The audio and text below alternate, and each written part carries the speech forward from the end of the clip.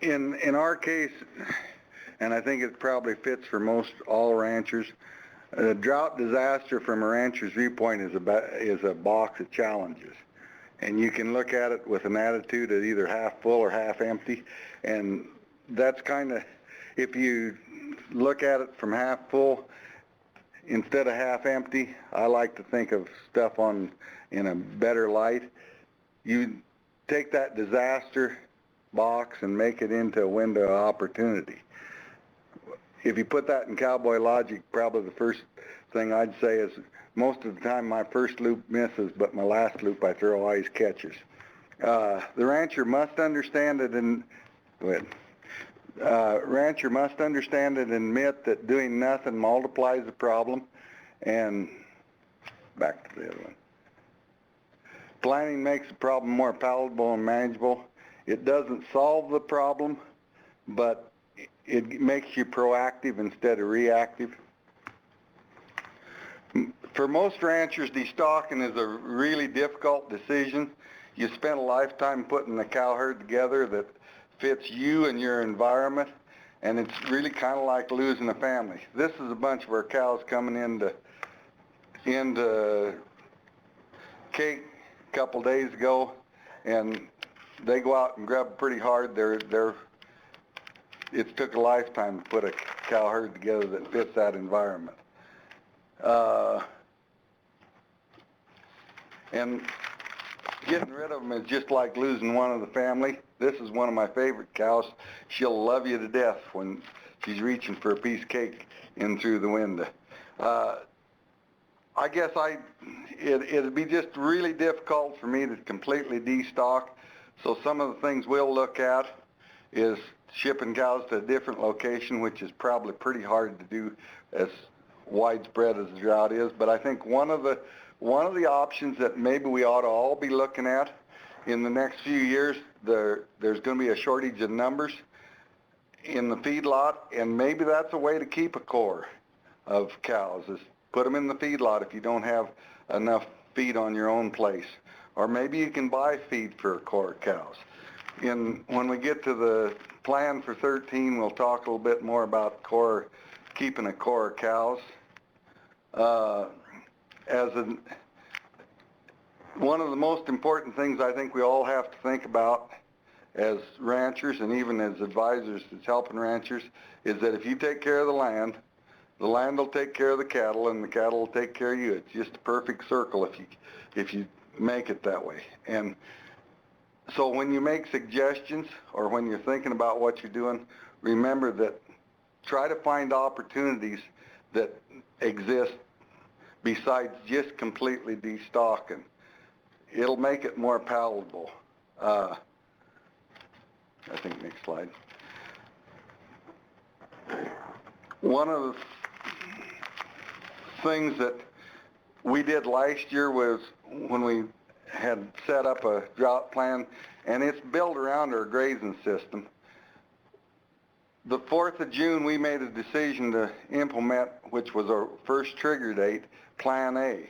And that was we got rid of fall cows, the fall calves and yearlings that we were going to keep for a couple more months, and all the dry cows. That was enough. We had enough residual from our grazing system from years before that we got by. We didn't have to use Plan B or Plan C, but that was outlined as Plan B and Plan C in our plan. And part of that is our flexibility. We were going to take and get rid of the old cows and the poor genetic cows and wean them calves early and sell them. And we also have, last year, had custom grazed cows and heifers from other ranches that, with the understanding when we take them in that we can remove them within 30 days by giving them notice. We didn't have to do that. We had enough residual that we got by. Next. And we also had Plan C, which we didn't have to use, but it was part of the plan. Next slide. Okay. Now, for 2013, we've kind of put together a plan of action that will develop as we go along. A general rule in our area is it takes about 20 acres for a cow for a normal year. With a good rotation, we was probably down around 15. This coming year, we will figure on a 20 acre to cow basis if we have normal or above normal moisture, which in this case, our best case scenario we'd have about 300 head of cows and about 200 head of yearling heifers. If we stay dry, depending on how much to normal, I think we have a grass growth that will probably be relative to the moisture and the timing of the moisture. In other words, if by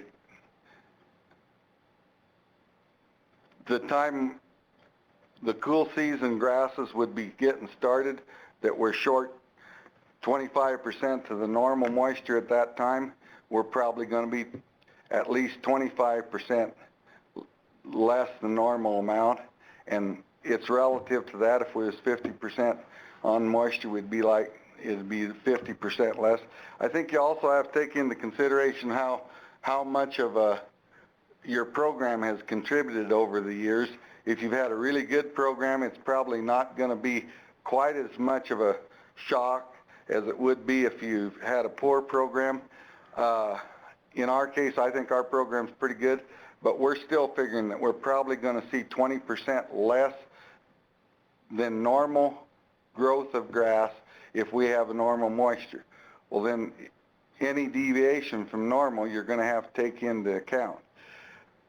Our trigger dates will be April 1. We'll re-inventory what hay we have and what we'll carry over. Right now we've got about 1,000 ton of hay on hand, and I think it'll take about 600 ton of that to finish us out till the 1st of June.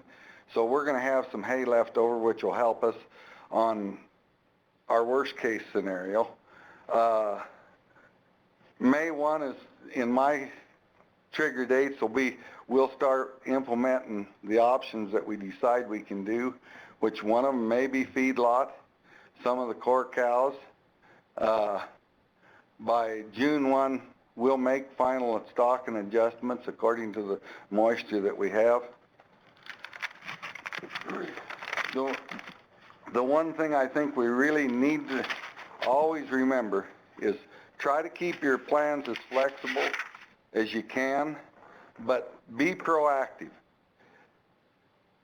Do what the environment dictates to you, but have your plan figured out of what you're going to do, and don't put it off. Be really proactive, because this last year in 2012, by us getting rid of stuff in June, when we had our first trigger date, I kept track, and within 2 weeks the cattle that we sold around that first week in June went down $40,000 in value.